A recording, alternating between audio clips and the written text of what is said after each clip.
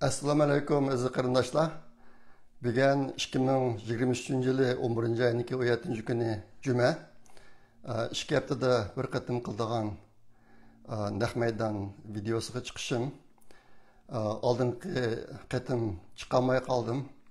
Sizlarga bir qisqacha uchirib bergan, andikin orliqda videoni to'xtatman deb o'ylagandim.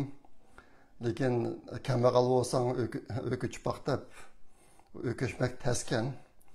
Biz Amerika'ya gelip ötüqli 26 yıldaki bop kaptı. İşte bu başka öküç xili eğri geldi. Biraz yedilişip kaldık. Nuske hizmet oğandayken hizmetim bek aldıraş hazır. Şuna aldın qatımlıkını toluklayamaya kaldım sizlerge degen büyünce. Ona apı sorayım. Bugün endi normalni videoga chiqishim. Hozir ko'rganinglardek, mana bu yangi ko'chib kelgan uyimizda o'tirib qilyapman mana. Oxirroq sizlarga ozroqcha uyning atrofini manzarasini ko'rsatib qo'yay. Oldi bilan programmani tugataylik. Bu yaqinda xabarlar bek ko'p chiqib ketdi. Shunga men bugun imkon bor biraz yig'inchoqlab qilay deb tirishib baqdim. Shunaqda misol mazmun ko'p bo'lib qoldi deb o'ylayman. Jami 7 mazmun bor. Shunga qisqaroq deyman, lekin shu 7 mazmunniki hammasini demoqchi. Bugungi birinchi cho'ng mazmun men deydigan 11-ayning 12 kuni butun dunyo miqyosi bo'yicha Uyg'urlar Cumhuriyet bayram kunini tabrikladi. Bu yıl burunki hech qanday vaqtga o'xshamaydigan bir taraqqida bo'ldi bu bayram. Bir qism qarindoshlar hatto ayrim uchur qilib davlat bayramimizni tabrikladim men bilan. Nayt suyundim. Ondan boshqa Amerika, Kanada, Norvegiya, Turkiya qatorliq ellarda Cumhuriyet bayramini tabriklash faoliyatlari o'tkazildi. Nayt ahamiyatli dağdug'uluq o'tkazildi.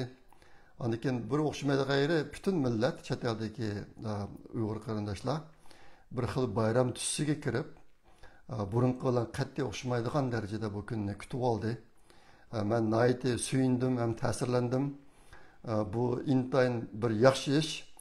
Amniyatda mumkin bo'lsa, bundan keyin 12 noyabrni bizniki millat bayram kuni qilib har yili Muşundaq dağdığılık təbriklasak yaxşı buldu deb o'ylayman. Başqa bayramlarga o'xshamaydigan tariqada o'zimizniki Uyg'urluq alayidligini namoyon qilish tusi bilan shunday qilsa buning ahamiyati zo'r deb o'ylayman. Endi shuning bilan birga bir ishni ta'kidlab qo'ymoqchi. Xitoy hozir Şinjan tarixdan buyon Jungoniki bir qismi edi, Uyg'urlar ko'chib kelgan, keyinchi deganda tashkilotlar bilan Mingyush tashkilotini tarbiyasini qilyotdi izchil turda. Yaqinda buni intayin kuchaytirdi. Men bu yilniki 5-da yozgan bir maqolada Kanadadagi bir danliq tarixchiniki o'tgan yil xalqaro Uyg'ur munbirida so'zlagan so'zini tunishtirish yuzasi bilan bir maqola yozib, zodi bu ishlarniki qanday ekanligini tafsili bayon qilgan. Bu kitobda bor, bu davr va biz degan kitobda bor. Bu maqola shuniki 299-betida. G'arbning navbatdagi Uyg'ur fojiasi haqidagi tushanchalari va takliflari degan temadagi maqolada bor. Shuni buni o'qib qarindoshlar qayta o'qib baqsanglar bo'ladi. Bu kitap hozir Turkiyada bor. Nima Taklimakan Uyg'ur nashriyatining kitobxonasida quyug'liq bu. Ya'ni bir qancha yuz kitob bor u yerda.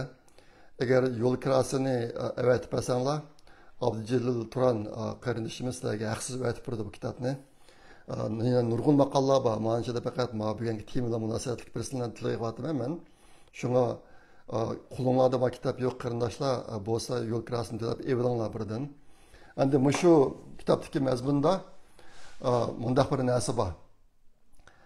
Xitoyning 1800 yillik tarixiy davr ichidagi Uyg'urlarga hukmronlik qilgan vaqti 250 yildan oshmaydi. 1800 yıl ichida Uyg'urlarga hukmronlik qilgan vaqti 250 yildan oshmaydi.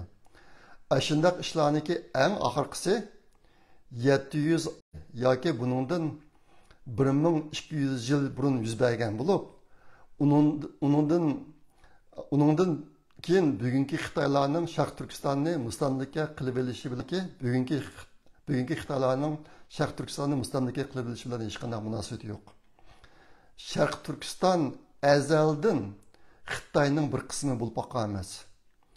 Buni chet eldagi barliq qarindoshlar intayin aniq bilish kerak. Hozir Xitoy hukumati mushi haqiqatni yo'q qilish uchun intayin qattiq kuch chaqyapti. Uyg'ur bolalaridan boshlangan Şinjan azaldan Jungoning bir qismi edi degan tarbiyalarni olib beryapti. Chet eldagi Uyg'urlar yuqorqi paketni aniq bilishimiz kerak. Shunga bundan keyingi yillarda o'zimizniki Cumhuriyet bayramini tabriklagan vaqtida mana narsamiz ko'nglimizda aniq bo'lsin. Bu yil chet eldagi Uyg'urlar vatanni oldi bilan qalbida qurish bir ishini namoyon qildi. Meni eng suyundigan yerim shu. Bundan keyin texnik yuksak darajaga ko'tarish kerak. Vatan oldi bilan qalbimizda qurilishi kerak. Ondan keyin emniyatni cho'qim qura olamiz. Shunga bu ishlarni taklif qilgim keldi. Bo'lsa bu maqolani o'qib boqmagan qarindoshlar o'qib beqinglar. To'rdami bor bu maqola kitob qo'lda yo'q qarindoshlar uchun to'rda o'qisanglar bo'ladi. Men shu videoni ostiga adresini chiqarib qo'yay. Bu bugun deydigan birinchi mazmun. Ikkinchi mazmun 10 ayındaki 30-31 kunları Tokyo'da bu yıllık xalqarалық Uyghur Munbiri faaliyeti ötküzüldü.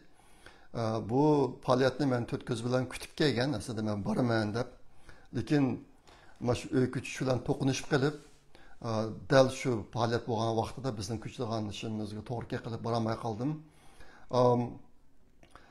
Xudoyim buyursa men bu jiddiychilik ishlardan biroz jiddiychiliklar o'tib ketgandan keyin bu yilgi Uyg'ur Munbiriniki videolarini ko'rib, aslidagi videolar bo'lsa, yig'inda qasdildi bo'lsa shu bo'yicha ilingan videolar bo'lsa, shuni ko'rib, ularniki mazmunini xuloslab sizlarga sunishga tirishiman. Bu ish nihoyatda ahamiyatlik bu ishni qilish. Nimishqa deganda biz mesela çoğun yığınlarını, yığın faaliyetlerini ulaştırıp, onun da burunki tecrübe sabahlarını yakınlap, anadaki yeni ideallarını oturup koyup, bundaki işler doğru plan tüzüş degende işlerini kılmasak, bu yığın faaliyetleri neki Uygur oturuşu bilen ancak fark kalmaydı. Şuna men üçün bu iş pek mühim. Ötken yılki Uygur Munbiriniki Munbirda bo'lgan o'tirib tushgan fikr bu narsalarni men tafsil xulosa qilib yozib chiqdim. Xudoyim bo'lsa bu yil boshqa qilishga tirishaman. Yig'inga qatnashamoqligim bir afsuslanarli ish bo'ldi. Lekin shunaqa bo'lsa bu ishni to'lg'ab ketishga bir tirishaman. Tokyodagi faoliyat nihoyatda o'ngishli g'olibiyatli o'tkazildi. Bu jihatdan nurg'un xabarlarni oldinglar. Bu Uyg'urlarniki, chet eldagi Uyg'urlarniki hayotida nihoyatda yuz bergan muhim ishlarniki birisi endi. Bugun so'zlaydigan 3-mazmun Xi Jinping degan jallodniki Amerika San Fransisko shahriga kelishi. Bir narsa eskartib qo'yay, San Fransisko shahri Los Angeles shahridan 600 km yiroqlikda. Aslida normal ahvol bo'lsa men cho'qim boramadim. Barışım pek arzu qilgandim, buni sabablarini keyincha tushunasizlar. Yaqinda bak jiddiychilik bo'lib ketdi. Bu qadimki Xi Jinping degan jallodniki Amerikaga kelishi APEC Munbiri faoliyatiga qatnashish uchun bo'ldi. APEC deganimiz Osiyo Tinch okean iqtisodiy hamkorlik Munbiriniki yillik yig'ini. Bu yig'in San Fransiskoda ochilgan 15-yildan boshlab. Demek 16 sınavı deymen. Şunu qatnaş üçün geldi. Xi Jinping San Fransisko aydırması 14 sınav geldi. Şu münasebet bilen bir grupa Uygurlar 14 sınav aydırmığı verip Xi Jinping'e karşı namayış faaliyetlerini ötkazdi. 15 sınav San Francisco shahar rayonidagi Shi Jinpingniki mashinasi o'tadigan ko'chalarda yeni namoyish qildi bular. Shu namoyishga qatnashganlar ichida DC'dan kelgan Dünya Uyghur Qurultayıniki muavin raisi Zübeyra Hanım ve Tursunay sınırlarımız mı var? Ular köp jafo chekdi. Sizlarning g'ayratinglarga ko'pdan-ko'p rahmat. Sizlarga qanchalik rahmat aytsakmi ozlik qiladi. San Fransisko'dagi bir qism qarindoshlarimiz chiqib bu faoliyatga qatnashdi. Aslida Shi Jinpin degan jallodniki sodir qilgan jinoyatlari bilan solishtirgan chog'da bu faoliyatlar, namoyish faoliyatlari intayin cho'ng ko'lamda bo'lishi kerak edi. Undaq bo'lmadi. Bu biraz efsunarlık iş. Herhalde Uygurlar barlık tirişçiliklerini kösetdi bu işte. Xitay demokratçıları mı, Tibetlik, Hong Konglular mı azırak çıktı bu faaliyetlerge. Lekin aslında biz kütkendek onda zor derecede olmadı. Bu işe soğuksuz hepken yani başka ahvallar mı var? Yakında Kaliforniya'daki ştat başlığı Gavin Newsom degen kişi Xitayga ziyoratga borgan. Ştatның başlığı, Kaliforniya ştatının başlığı. Xitay bu adamni intayin dağdoluq küttü. Bu adamni Amerika'daki Tashqi ishlar ministri Blinkenga qarag'an chog'da necha yuqori darajada küttü bu adamni. U chog'da men sal hayron qolgandim, ajab shunday qildi deb. Endi uning sababini tushundim. Yaqinda bu Gavin Newsom degan kishi Shi Jinpinniki Amerikaga kelishi uchun zo'r tayyorgarliklarni qilib, birisi San Fransisko'dagi uysiz ko'chada uxlayotgan kishilarni tozalash, andan San Fransisko'da boshqa o'xshash jinslarni birga yashashi, boshqa chekadigan degandek nurg'un ishlar va og'ir darajadagi buzg'unchilik bo'lib ketgan San Fransiskoga. San Fransisko toki yaqin qadar dunyodagi eng dangliq sayohat shaharlarning ichidagi 5-shahar edi bu. Lekin yaqinda bu salohiyatni butunlay yo'qotgan. Bu qatim bu Gavin degan kishi nihoyatda zo'r darajada ratlash berib San Fransiskoni Shi Jinpinga kelish ulgurtib tozalab degandek ishlarni qildi. Bundan boshqa Xitoy hukumatining talabi bo'yicha Shi Jinpin degan jallodning mashinasi ko'chalarda mangsa namoyishchilar ko'rinmaydigan yoki namoyishchilarning ovozi anglanmaydigan darajada har xil to'saqlarni to'sib, bekitib uzun igna to'saqlarni Shi Jinpinniki San Fransisko'dagi safariga tayyorlik qildi bu odam. Ashuna bilan namoyishchilarga nihoyatda zo'r darajada qulaysiz bir ahvol shakllandi. Mushmu bu qatim texnik ko'plagan kishilarniki chiqib namoyish qilishiga biroz ta'sir ko'rsatdi deb o'ylayman. Shundaqdimi men yuqorida degan Uyg'ur qarindoshlarimiz 2 kun, o da 2 kun, birinchi kuni Aydurmada, ikkinchi kuni San Fransisko shahri ichida namoyish qilib, Shi Jinpinga qattiq norozilik bildirdi, bu ishlarni qildi. Ondan keyin Xitoy demokratchilari bir kichik aeroplanni yollab, uningda nihoyatda bir cho'ng lozungani shaharda osmonda uchirib yurdi. U lozungaga Tibetliklarga erkinlik, Hong Kongliklarga erkinlik, Uyg'urlarga erkinlik degan xatlar yozilgan endi. Xitoy o'ziniki kuchidan foydalanib bu qatimki shu Amerikadagi Shi Jinpinga qarshi kishilarniki faoliyatiga nihoyatda kuchli darajada to'sqinlik qilgan bo'lsa-mu, Shi Jinpinga qarshi kuchlarni bo'sh kelmay, ashta nima qildi. Bu ishlardan bu ish odamni nihoyatda suyundirdi. Endi adamni echindirdigini dunyodagi eng kuchli demokratik davlat bo'lgan, demokratik ellarniki mayiki bo'lgan Amerikada Shi Jinpinga xo'shamat qiladigan mushtaq ishlarniki yuz berishi odamningki ko'nglini yarim qiladi. Bu dünya pul uchun naqadar buzilib ketganligini ko'rsatadigan yana bir ahvol. Şuna bunun adam chidayolmay qolgan bir ahvollar bo'ldi bu. Bu qatim shu Shi Jinpin degan jallodniki San Fransiskoga kelishi bilan yuz bergan yana bir ahvol. Amerikadagi Xitoy konsulxonalari bir qism Xitoy o'quvchilarga va'da berib, ularni San Fransisko aydirma va San Fransisko shahri ichida Xi Jinpingni qo'llab namoyish qilishga o'rlashtirdi. Ularning qo'llarida hamsi Xitoyniki qizil bayrog'i bor, shundoq.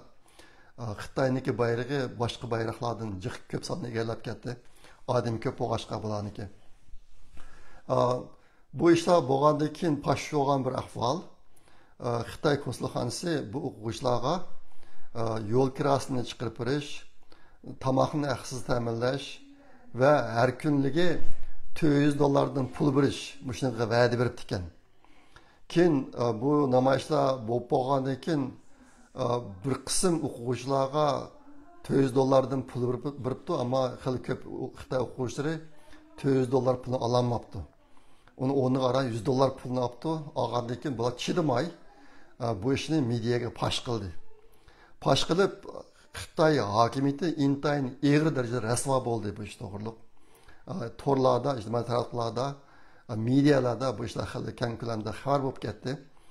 Yana bir vahshiy yeri bir qism o'quvchilar bu $200 ololmay bu ishni qilmayman ketaman desa, konsulxonadagilar, Xitoy konsulxonasidagilar bularga tahdidlashdi. Agarda sen ketadigan bo'lsang, sen keyincha partiyaga kirolmaysan, bu yerdagi bu gaplar nima deyildi desanglar, bu o'quvchilar Xitoydan kelgan o'quvchilar. Xitoy grajdani o'qib bo'lib Xitoyga berib, partiyaga kirib, o'qitman, boyvulaman deydigan Xitoylar endi. Shu bular tahdid qilibdi. Agar bu ham so'rinda ketadigan bo'lsang, qaytib ketgandan keyin sen partiyaga kirolmaysan, sen hargiz ma'muriy xizmatlarga erisholmaysan, andan keyin uyindagilarni anaqa qilamiz, bunaqa qilamiz degandek tahdidlarga uchrabdi. Bu o'quvchilar buni pash qilib, mediada bu gaplar xili ko'p tarqaldi endi.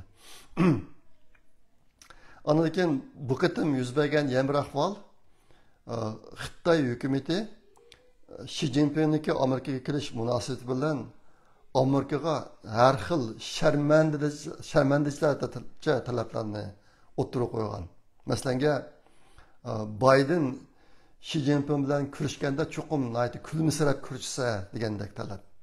Ondan keyin Xi Jinpingniki mashinalari o'tadigan ko'chalarda namoyishchilar yo'q bo'lsin, namoyishchilar ovoz olmasin. Ondan keyin Biden bilan suhbat qilgan so'rinda Xi Jinpingni ko'rinib turadigan manzara mandaq bo'lsin, bu suhbat ustallariga mandaq gullar qo'yilsin deb mushundaq nurg'un shartlarni qo'yibdi Xitoy. Amerikaliklar bunda ishlarga ancha parvo qilmaydi odatda. Ashta bo'g'ashqa Xi Jinpingniki xil ko'p talablariga ma'qul bo'lib, digini bo'yicha qilib turibdi. Lekin odamni ichindirdigan bir yeri hozir Amerika Xitoyga beqindi emas. Xitoy Amerikaga beqindi. Ashundaq turib, nima uchun endi o'zining g'ururini dafsana qiladigan mushashani qiladi Amerika hukumati degan bir narsa odamni nayt ko'nglini bearam qiladi. Shu qilmishda ishlar yuz berdi bu qatim.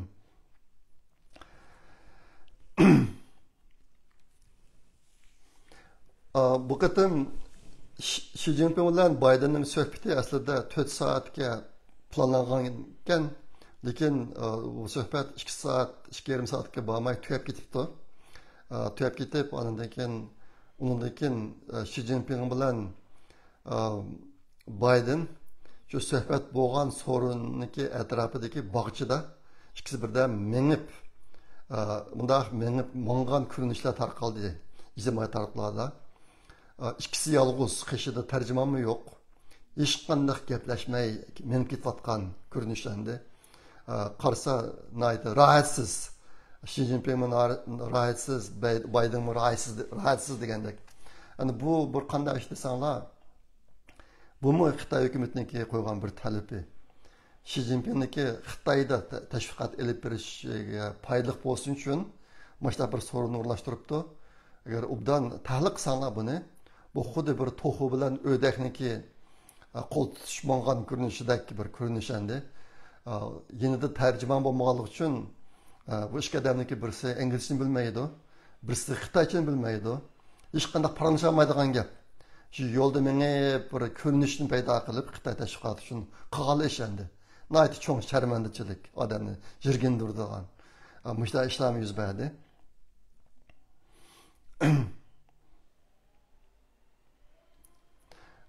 Bu qatamı yani şu pul üçün şərməndiçilik qilish ne naytı çoğ kılanda elib bardıgan bir hvala yüz berdi. Onu ki birisi nima desanlar, Xi Jinping Amerikadaki çoğ şirketlarniki başlarına nutq so'zlaydigan bir faoliyat bo'lib, bu faoliyatga Alman şirketiniki birinci qo'l boshlig'i qatorliq nurg'un Amerikadagi donliq shirkatlarniki boshlig'iga qatnashdi. Tesla'niki boshlig'i Elon Musk mu bu yig'inda o'zi kelmabdi, lekin yig'indan sal baldiroq kelib Xi Jinping bilan ko'rishib ketibdi. Endi yig'inga kelgan kishilar Xi Jinping nutq so'zlaydigan maydonga kirgan chog'da hammasi o'rnidan turib intan qattiq chavoq chapdi. O'ylab baxsanglar, yaqinqi yillarda Xi Jinping'niki dünya xalqiga qilgan askiliklari qolmadi. Bunun ichidagi eng cho'ng bir askiligi Xitoy virusini tarqatib, dünya miqyosida 5 milliondan ortiq odamniki o'lishiga sababchi bo'lish masalanga. Boshqasini qo'yib turaylik. Mushtaq ig'ir ahvollarmi bor. Uyg'urlardan 1 milliondan jiq odamni o'ldirib bo'ldi. Bizning nüfusimizning yerimi yo'qolib ketdi. Mushtaq ig'ir ahvollar bor. Aşındaq bir jallat nutq maydoniga kirsa, Amerikadagi Alman şirketi qatorliq cho'ng shirkatning boshliqlari o'rnidan turib qattiq chavoq chalish. Buningga odam yo'yolmay turolmaydi. Dünya o'zgarib, hozir mushtaq bir holatga keldi. Endi mushunga agishib yuz bergan yamir ahvol Xi Jinping so'zlab bo'lgandan keyin bu yig'inga qatnashgan kishilar undaq chavoq chalmay jim o'tirib olgan ahvol kelib chiqdi.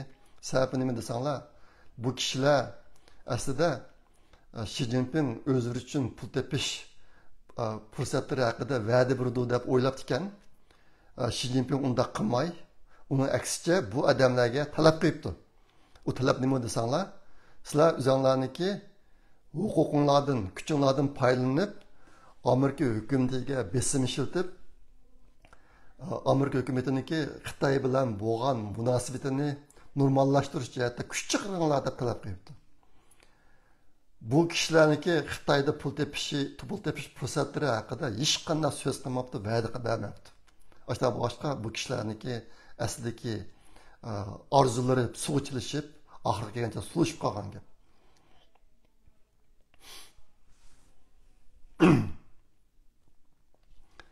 Bugun so'layotgan 4-mazmun bu qatimki Xi Jinping Biden uchrashishidan keyin bir birlashma axborot e'lon qilinmadi. Xitoy hukumati bilan Amerika hukumati o'z oldiga axborot e'lon qildi. Xitoyniki axborot e'lon qilgan axborot haqida so'zlashning hojati yo'q. Nimishqa degan chog'da o'xshash bir ahvol to'g'risida Xitoyniki bergan ma'lumoti bilan Amerikaning bergan ma'lumoti tubdan o'xshamaydi. Asosan o'rtoqlik yo'q. Xitoy qip-qizil yolg'onga qilib, dunyo nima? Xitoydagi fuqarolarni aldirish uchun ish qiladi, shunga o'to'g'riliq vaqt isrof qilishning hojati yo'q. Endi Amerika bergan axborot niki mazmuniga asoslangan chog'da bu qatim Xitoy Amerika munosabati o'tirishidagi 6 cho'ng ziddiyat oshkorlandi.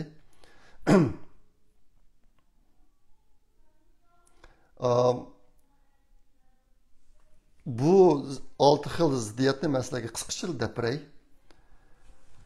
Uning birisi Xi Jinping deydi, bizningki Amerika bilan bo'lgan munosabatimiz raqobat emas. Deydi, Amerika deydi, bizning munosabatimiz raqobat, yolg'iz o'zimiz raqobatlashishla qolmay, biz bilan do'st allar bilan birlikda raqobatlashimiz. Ammo raqobatning to'qinish yoki sovuq urushga aylanib qilishini xohlamaymiz. Bu Amerikaning maydoni. Mushqatning bu suhbatda Biden ifodalagan Amerika'daki Xitay qaratgan meydanı mana shundoq.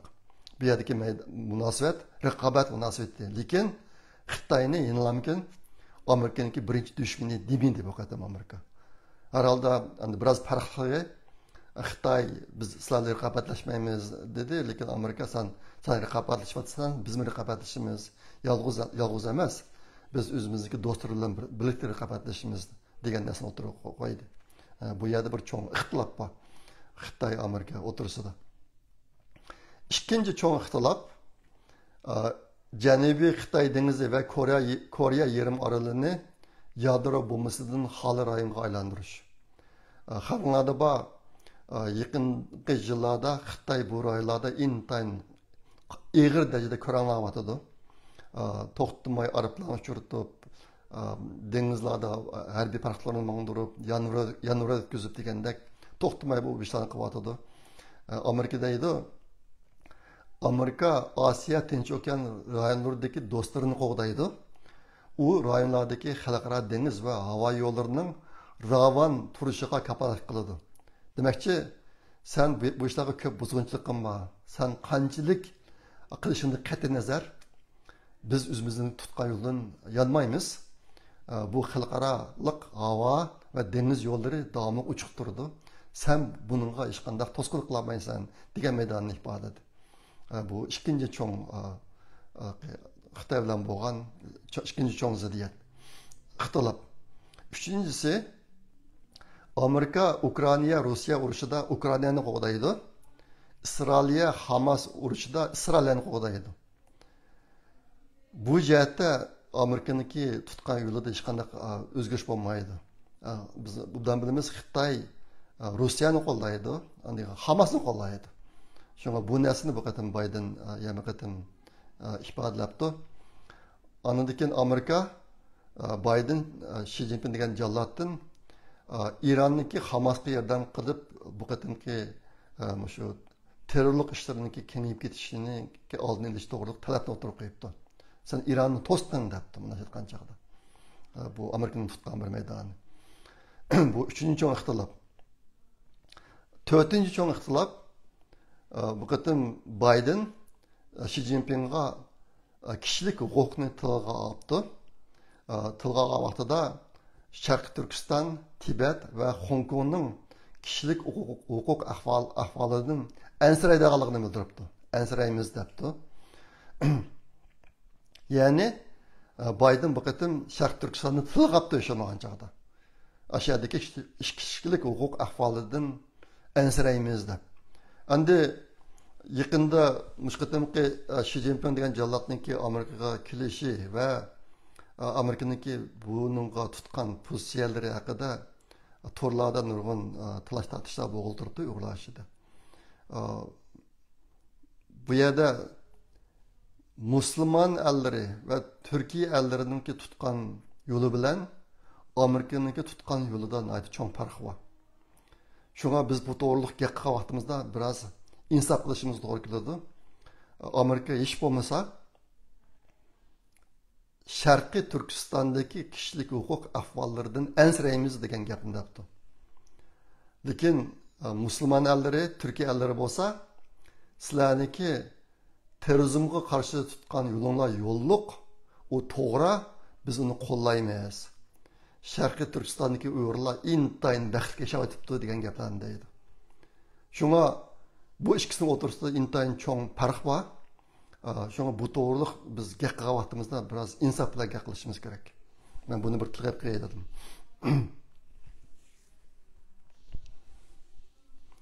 Bu qatimki 6 cho'ng ixtilofniki 5-si Tayvan masalasi. Xitoy yenilam bu qatim Xi Jinping Tayvan Xitoyniki ayrilmas bir qismi debdi. Bayden bo'lsa Tayvan Xitoy va Tayvandagi har ikkisining hozirgi holatini o'zgartirishga qarshi turamiz debdi. Hozirgi holatda saqlanish kerak. Tayvanniki hozirgi holati xalqaro munosabatlar uchun foydali. Buni o'zgartirishga qat'iy bo'lmaydi. Buni Xitoy o'zgarsin bo'lmaydi, Tayvan o'zgarsin bo'lmaydi. Xitoy Tayvanga qurolli hujum qilsa bo'lmaydi. Tayvanmi o'z oldiga mustaqillik e'lon qilsa bo'lmaydi degan narsani qayta ta'kidlabdi. Altıncısı Amerika Xitoyning savdo raqobatlaridagi tengsizlik vositasi va erkin savdo qoidalariga xilof oldi ish ilib berishiga qarshi. Buni bu qatim Bayden yana o'tirib qo'yibdi Shi Jinping debdi bu gapni. Bu yerda ko'z tutgan muhim masalalarning birisi Xitoy hukumati bir qism cho'ng shirkatlarga yordam qiladi. Iqtisodiy jihatdan yordam qilib, u mallarniki bahosini tuvalatib, shu orqali dunyoniki raqobat tamponligini buzib, dünya bozorini egallab, ashta foyda kelyotdi hozir qadar. Shunga Bayden bu qatim yana mush masalalarni o'tirib qo'yibdi. Shunga bu 6 sohada Xitoy bilan Amerika o'tirishida cho'ng ixtilof bor. Bu ixtilof hozir qadar hal bo'lgan emas. Bu qatimki Shi Jinping Bayden uchrashishidimi bu ixtiloflarniki hal bo'lishidan hech qanday umid yo'q. Amaliyotda bu jihatda hech qanday o'zgarish bo'lmaydi. Bu qatimki bu ikkisini uchrashishida hech qanday o'zgarish bo'lmaydi. Faqat mumkin Xitoy Amerikan munosabatidagi suhbat qanali suhbat yo'lini ochib tutishi mumkin. Bu qatim bu uchrashishni epadi. Amaliyotda undan boshqa cho'ng qiymati yo'q. Bu uchrashishda Xitoy ishimga erishmadi. Shi Jinping ishimga erishmadi. Amerika biroz g'alaba qildi. U g'alaba qilgani nima desanglar, albatta men degan 6 sohadagi o'zining maydonini Xitoyga yamqatin deb qo'ydi. Bizning 6 sohada tutgan maydonimiz ma'lum deb. Bu shunchalik. Bundan boshqa cho'ng o'zgarish bo'lmaydi. Ondan keyin bu qatim bo'lgan yana bir qiziqarli ish Shi Jinping va Bayden qatnashgan muxbirlarla ko'rishish yig'inida ba'zi muxbirlar so'rabdi. Shi Jinpingdan sen Bayden'niki degan gaplarga ishonamsan deb so'rasa, Shi Jinping chiroylari bir qism bo'lib, unga javob bermay o'tib ketibdi. Bayden'dan so'rabdi ekan, Bayden normalni kulimsirashda ko'rib qo'yib, bizning siyosatimiz ishonish va jazmlashtirish deb javob beribdi. Buni inglizcha trust and verify deydi. Trust and verify. Sobiq Amerika tashqi ishlar ministri Pompeo Xitoyga Amerikaning Xitoyga qaratgan siyosatida ishonmaslik va jazmlashtirish deganini o'tirib qo'ygan. Distrust and verify deb. Bu qatim Bayden biz burunqidek ishonish va jazmlashtirish yo'lini tutamiz debdi. Lekin Shi Jinping ishin demabdi. Shu so'rinda kim Blinkendan so'rabdi ekan, sen Shi Jinpingning deganlariga ishonamsan deb so'rasa, Blinkenning chiryi nihoyatda bir xil o'sal ahvolga qilib javob bermabdi bu savolga. Faqat Bayden biz burunqidek ishonish va jazmlashtirish siyosatimizni davomlashtiramiz deb javob beribdi. Bu bir ish bo'ldi. Yana birisi bu ikkisi bir yig'inmi yoki ayrim yig'inmi o'qimadim. Muxbirlardan birisi sen bu qatim Baydendan, sen bu qatim Shi Jinpingla ko'rishding. Endi bundan keyin davomli sen Shi Jinpingni bir diktatorchi deb hisoblamasan desa, shunday hisoblayman. Shi Jinping degan bir kommunist davlatniki boshlig'i, u bir diktatorchi deb, ashuni deb qo'yib so'ridan chiqib ketdi endi. Bu Shi Jinpingniki yuziga silingan intayin qattiq bir shapaloq bo'ldi. Nimishqa desanglar, bu yil 6-oylarda Bayden bir qatim bu gapni degan. Shi Jinping degan bir diktatorchi degan. U chog'da u gapni degan vaqtida Shi Jinping Xitoy dedi, Bayden Amerika dedi endi. Hozir bo'lsa, bu qatim Bayden bu gapni degan vaqtida Shi Jinping Amerikada ketmagan. Ashta bir vaqtda bu gapni dedi. Shunga ko'rishib qoplar bu gapni degani Shi Jinpingning yuziga silingan bir qattiq shapaloq bo'ldi. Mushta ahvollar yuz berdi.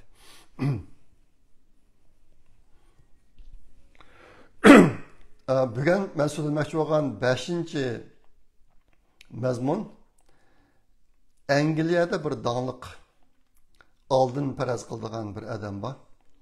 Bu adamın ismi Craig Hamilton Parker degan adam ekan. Men bu adam tanıştırılgan Wiki tor beti adresini men mana shu videonun ostiga chiqarib qo'yay, ko'rib olsanglar bo'ladi. Bu adam hozir 68 yosh. Yaqinqi necha yillarning mobaynida bu adam o'tirg'a qo'ygan bir qism farazlarniki hammasi rost bo'lib chiqib, shundan dan qozongan adam ekan bu. Masalan, bu adamniki Angliya ayol podshosiniki vafot bo'lgan vaqti Angliyaniki Yevropa Birligidan ayrılib chiqib ketishi, lekin 2016 yildagi Amerika prezidentlik saylovida Trumpning utilganligi qatorliq bir qism cho'ng ishlardagi farazlarning hammasi rost bo'lib chiqqan ekan. Ashta bo'lg'achqa bu odam bir ishlar to'g'riliq farazlarni o'tirib qo'ysa, kishilar hali e'tibor berdi ekan bunga.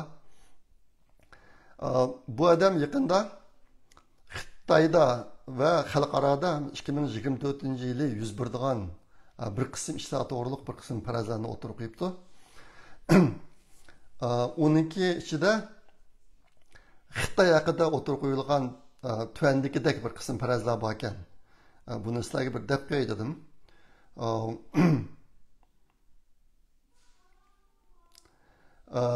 Onunki birisi Amerika, Kanada, Avrupa, Avustraliya siyasi iqtisodiy sohasidagi yuqori qatlam xodimlaridan Xitoyning pul va xonim qiz yoki jinsiy chirikligiga olishib qilish ahvoli kelgusi 1-2 yil ichida ko'plab pash bo'ladi. Bu haqda maslahatga men so'zlab bergan, shu g'arb ellarininki erbapları, məlli dövlət erbabı olsun, parlament əzaları olsun, soda, iqtisad erbapları olsun, tədqiqatçılar olsun, Xitayga berib bir neçə həftə, bir neçə ay turib kelganlar ichida nihoyatda cho'ng o'zgarish bo'lib ketadigan odamlar bor, ahvollar bor. Buning ichida Yangi Zelandiyaniki bir sobiq prezidenti xizmatidan tez istiqo berdi, Xitoyga berib kelgandan keyin. Bu nima uchun bo'ldi desanglar, Xitoylar to'zoq quriydi bularga.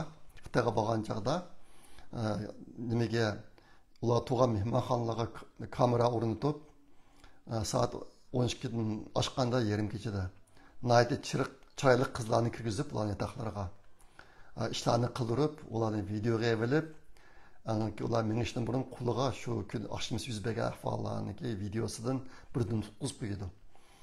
Sizlarning ahvolingni, sen mana shunaqa ishlarni qilding. Sen bütün uçurum, ma'lumotning bizning qo'limizda bor. Shuni sen borgandan keyin biz zarur bo'lganini sizni izlaymiz. Agar bizningki deganimiz bo'yicha chiqmasang, ma videoni pash qilib o'tamiz deb boshqa qiladi. Shuni bu odamlar qaytib kelgandan keyin boshqa bir odamga o'zgarib, Xitoyning g'olchisiga aylandi. Bu ahvollar intayin og'ir. Bu jihatda g'arbdagi ba'zi kishilar shu ahvollarga uchrab, u ishni qilmay, kim bu ishni pash qilib yozgan kitaplar bor.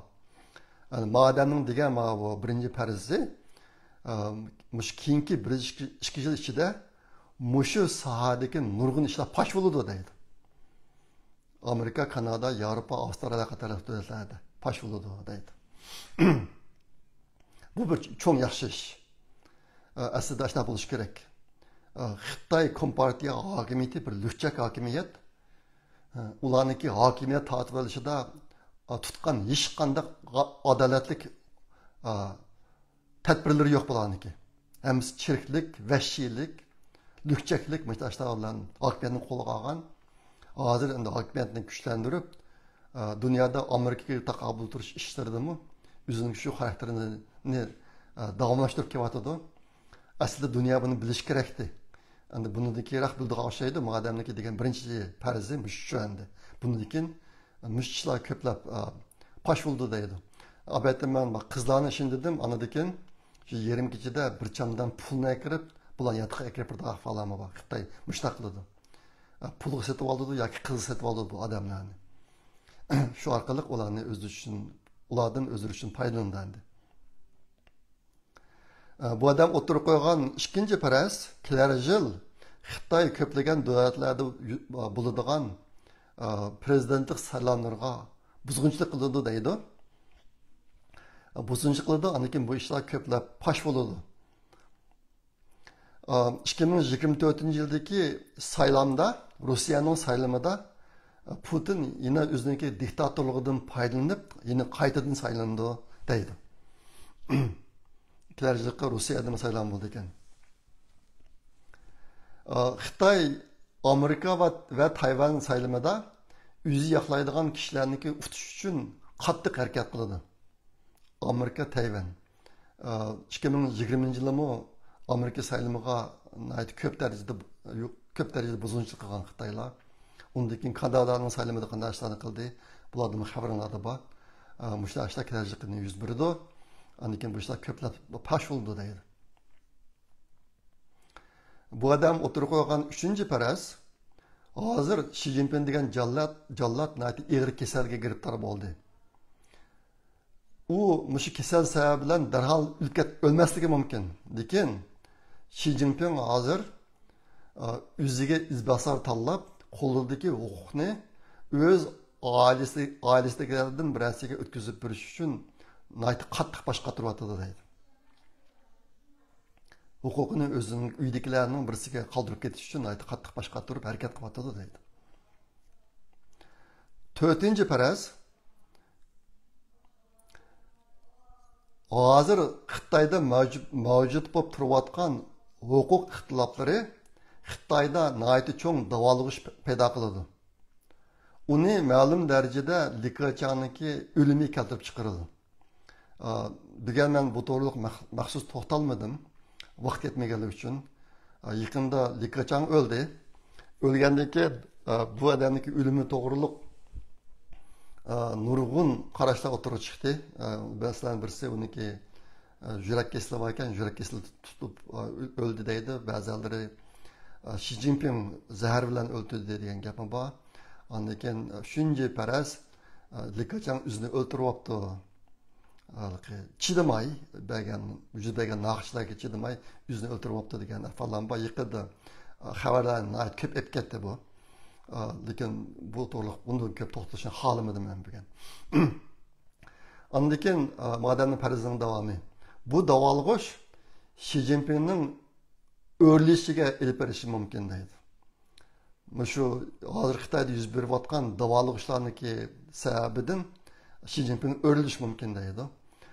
Bo'libmi yaqinda Xitoy harbiy sohasida cho'ng o'zgarishlar yuz berib ketdi.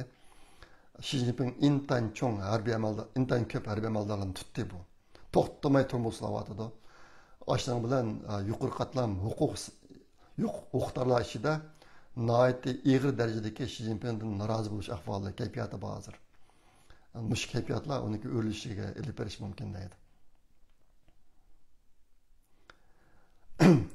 5-paraz Xi Jinpingniki yiqilishi Xitoy Kompartiya hokimiyatining ag'dirilishiga ilib boradi. Natijada Xitoy Tayvanga o'xshash demokratik tuzumga mangadi. Ammo u bir butun davlat shaklida emas, ko'plagan davlat yoki rayonlarga bo'lingan holatda yuz beradi. Masalan, Sharqiy Turkiston, Tibet, Hong Kong va Tayvanlar mustaqil bo'lib, hozirgi Yevropa birligiga o'xshash bir gavdani shakllantirish mumkin deydi. Men degan bu mazmunni deyishimdiki eng muhim mazmun 5-mazmun amaliyotda. Bu odam deydi, shu yaqinqi 1-2 yil ichida Xi Jinping ag'darilib, undan keyin Xitoyniki Kompartiya hokimiyati o'rilib, undan keyin Xitoylar bo'linib, shu asosda Sharqiy Turkistonmi mustaqil bo'lish mumkin deydi. Shunga mushu paraz meni eng qiziqtirdi. Shunga bugun men mazmunni tanlab bugungi videoda deb qo'yishni tanlashimga sababimiz shu. Endi 6-mazmun Uyg'ur xabari.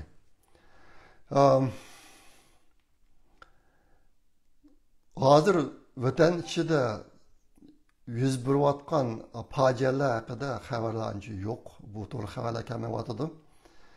Hozir chiqayotgan eng ko'p xabarlarniki birisi vatandan ko'plagan Uyg'urlarniki chet elga chiqayotganligi va chet elda bu ko'pligan Uyg'urlarniki vatanga tuqqan yo'l yo'qlab ketayotganligi haqida bo'yotidi.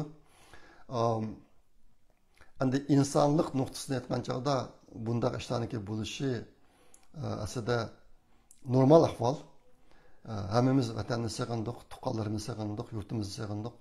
Lekin Uyg'urlarning beshiga kelgan kun bo'lgan ziyon shu nuqtasini aytgan chog'da Uyg'urlarga bo'lgan ziyon shundaqlam bir normal holatga aylanib ketami deb odam har qatim shu sohada xabar olgan chog'da ko'ngli aytib bearam bo'ladi. Nurg'un qarindoshlar ishtaq bo'yotidi, mana shuning ichida. Shunga anda xabarlardan xo'sh bo'lganlar ko'p emas chet elda. Endi yaqinqi 5-6 yil ichida yuz bergan eng cho'ng Uyg'urlar uchun yuz bergan eng cho'ng fojia Uyg'urlardagi 18 yoshdan 45 yoshgacha bo'lgan yoshlardagi erlarniki nihoyatda og'ir darajada yo'qolib ketishi. Bunun bunday bo'lishi Xitoyniki andishisidan bo'lgan. Bu andishi nima desanglar, biz chuqur Amerika bilan bo'lgan urushdan saqlanmaymiz.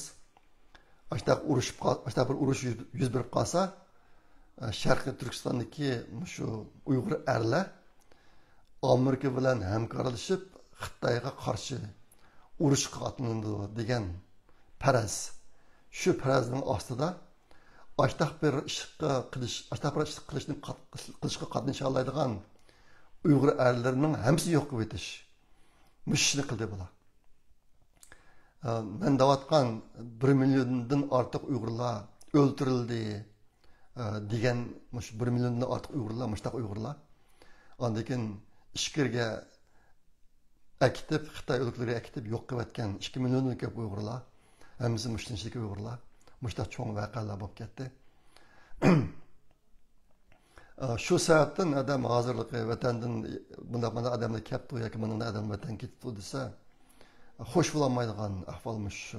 Uyg'urlarga bo'lgan ziyon bak cho'ng bo'lganligi uchun onaslar kishini xushal qilolmaydi endi. Mushtaq Uyg'urlar, mush ziyonlarni mushtaq yututamizmi endi deydigan ahvol. Ondan keyin hozir endi Sharq Turkistonda yuz berayotgan fojialarga oid ayrim xabarlar davomli kelyapti.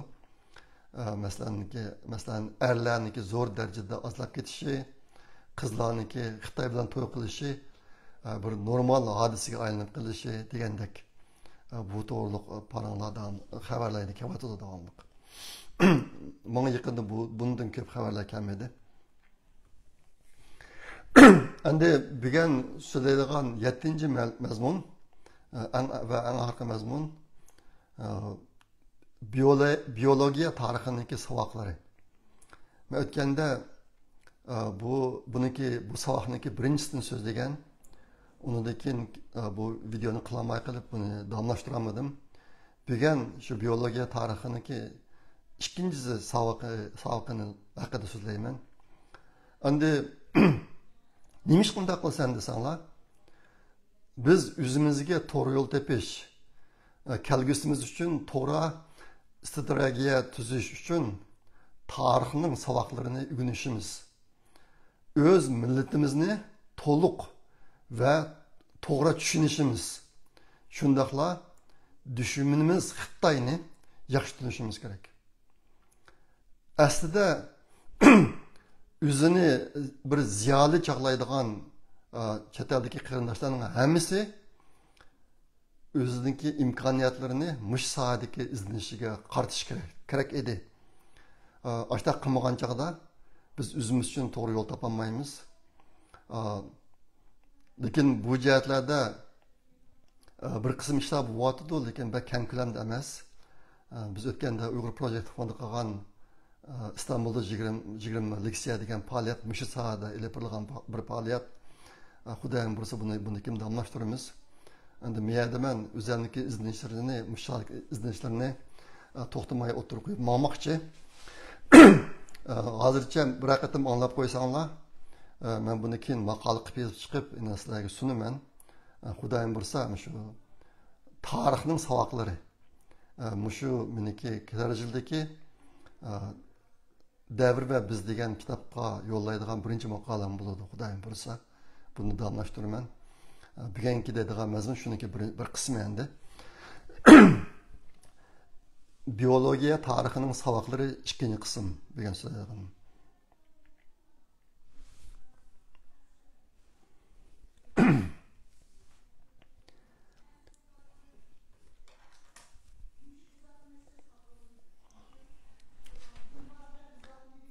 Tabiatdagi jonivorlar yemaklik uchun, o'ziga bir jo'ri tepish uchun va ustunlik huquq uchun o'zaro raqobatlashadi. Ashundaq raqobat jarayonida ba'zi jonivorlar muvaffaqiyat qozonadi. Ba'zilari bo'lsa mag'lub bo'ladi. Mavjudlikni saqlab qolish kurashida bir qism kishilar boshqalarga qaraganda o'zini saqlab qolish sınıqdan ötüşünün şartlarını yaxşıroq hazırlagan bo'ladi. Tabiat Amerika mustaqillik xitobnomasiga o'xshash insonlar yozib chiqqan hujjatlar bo'yicha ish ko'rmaydi. Shuningdek, biz hammamiz erkin emas va barobar emas yaratilgan bo'lamiz. Biz tabiiy holda biz hammamiz erkin emas va barobar emas yaratilgan bo'lamiz. Biz tug'ilgandan keyin qandaqroq bir holatga kirib qolganligimizni ma'lum darajada ajdodlarimizdan qolgan jismoniy va psixologiyalik xarakterimiz, bizning qavmimizning o'rib odatlari va an'analari, sog'lomligimiz va jismoniy qudratimiz, ruhiy qobiliyatlarimiz va xarakterimizniki sifatlari qatorliqlar belgilaydi. Tabiat insonlar o'tirsidagi farqlarni to'liq yoqlaydi. Tabiat farqlarni yoqlaydi. Sababi ashunda farqlar g'oyatlarni tanlash va shanlashning va tadrijiy taraqqiyotning zarur materiallaridan iborat. O'xshash narsadagi farqlar bir umumiy hodisa. Masalan, bir jup qo'shkizak bolami bir-biridan 100 dan ortiq taraflarda farqli keladi.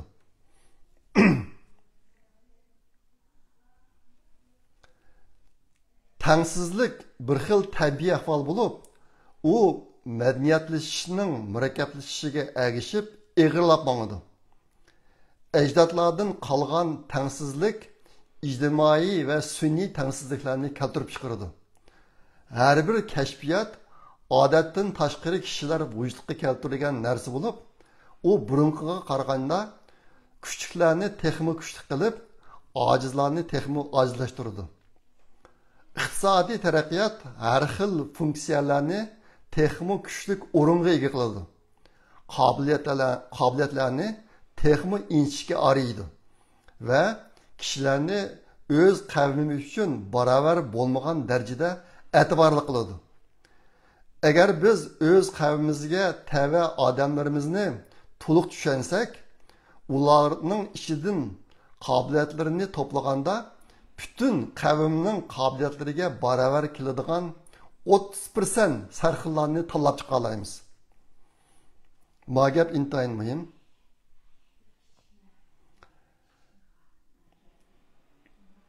Agar biz o'zimizni qavmimizni obdan tushunsak, o'z qavmimizning ichidan bütün qavmga qobiliyat jihatda bütün qavmga barobar keladigan 30% odamni topib chiqa olamiz deydi. Buniki bir misoli haqida hozir chet elda Uyg'ur davosi bilan shug'ullanayotgan kishilar, tashkilotlar qanchalik. Bularning ichida Uyg'urlarga haqiqiy foyda yetkazayotgan odamlar umumiy odam kishilarniki qancha persent egallaydi? Birdan sapasana bo'ladi. G'oyat va tarix dal shunday qiladi.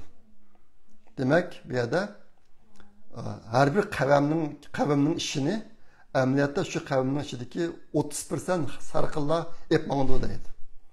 Shunga biz atrofimizda yuz berayotgan taqatuqu söz, taqatuqu ishlarga bak e'tiborimizni berib ketmay, diqqatimizni unum qozonayotgan, millat uchun unum berayotgan 30% odamlarniki ish harakatiga qaratganimiz yaxshi. Bo'lmasa, o'zimizniki zehniy vaqtni isrof qilamiz.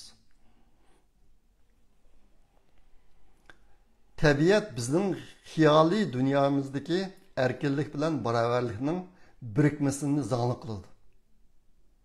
Bu gapga diqqat qilinglar. Tabiat bizning xiyoliy dunyomizdagi erkinlik bilan barobarlikning birikmasini zangli qiladi. Sababi erkinlik bilan barobarlik o'zaro qat'iy chiqisha olmaydigan dushmanlardan bo'lib, agar birisi hukm surdi ekan, yana biri cho'qim g'oyib bo'ladi. Agar insonlar erkin quyutildi ekan, ulardagi tengsizlik shiddat bilan kuchayadi. Tengsizlikning yomrab ketishini cheklash uchun erkinlikni qurbon qilish kerak. 1917-yildan keyin ruslar dal shunday qildi. İzilgan davrlardami tengsizlik kuchayib mangadi. İqtisodiy qobiliyatning o'tirhol siziqidan tuvan turadigan kishilar barobarlikni istaydi.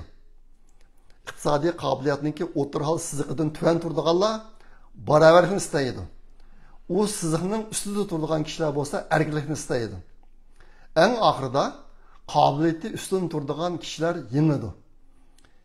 Biologiya nuqtasidan elib etganda barobarlik putirab turolmaydi. Shunlashqa köyümchan filosoflar qo'lga keltirishni istaydigan narsa qonuniy adolat sistemasidagi taxminiy barobarlik va hamma uchun o'xshash o'qish fursatlaridan iborat bo'ladi. Yoshurun qobiliyatlarning hammasining taraqqiy qilishi va o'z rollarni joriy qildirishiga yo'l qo'yilgan qavmning boshqa qavmlar bilan bo'lgan raqobatda o'zini saqlab qilish ehtimolligimi yuqori bo'ladi. Ma mazmundagi gaplar intayin mazmuni cho'nqur gap. Keyin tushunishlan nimishqa mushtaq ekanligini men bu to'liq keyincha buni oq kun shuni sizlarga gapiraman. Night vaznisi egri gaplar bo'ladi. Bu gaplarniki deyishimdagi sabab Uyg'urlar o'zimizdagi qanday yashayotganligini bilishimiz kerak. Quvvatqa ishimiz, erkinlik, barobarlik bu davomli anlaydigan gaplar. Buni qanday tushunish? Bu jihatdagi tarixiy saboqlarni men to'xtamay Uyg'urlar o'zini qutuldirish, o'zini saqlab qilish uchun munda qilish kerak degan gaplarni ko'p deyman. Bu mundaqlar o'tirib chiqib gap emas. Buniki nihoyatda chunqur oq ko'rinishi bor. Masalan, hozir shuniki oq ko'rinishlarni gapiryapman. Masalan, sizlarga bir narsadan qayta deb qo'yay. Yoshurun qobiliyatlarning hammasining taraqqiy qilishi va o'z rollarini joriy qildirishiga yo'l qo'yilgan qavmning boshqa qavmlar bilan bo'lgan raqobatda o'zini saqlab qilish ehtimolligimi yuqori bo'ladi deydi. Hozir chet elda kishilarniki erkin tafakkur qilishini, kishilarniki yoshurun qobiliyatlarini joriy qildirishini cheklaydigan jiq egri ahvollar bor Uyg'urlar ichida. Ma gaplar shuni qartilar deyilyapti hozir. Masalan, bu bir misol. Ondan keyin biologiya nuqtasidan elib etganda barobarlik putirab turolmaydi. Bu nima desanglar, biz barobarlikni talab qilib kelyapmiz. Lekin o'zimiz hozirlaydigan hasharotlarni hozirlayolmasak, biologiya nuqtasidan elib etgan chog'da biz talab qilgan barobarlik hargiz bizga yetib kelmaydi. Biz unga erishamaymiz demakchi.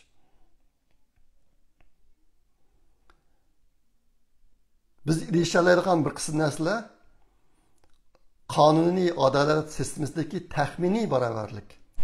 Amerikada mush narsa bor. Amerikada taxminiy barobarlik bor.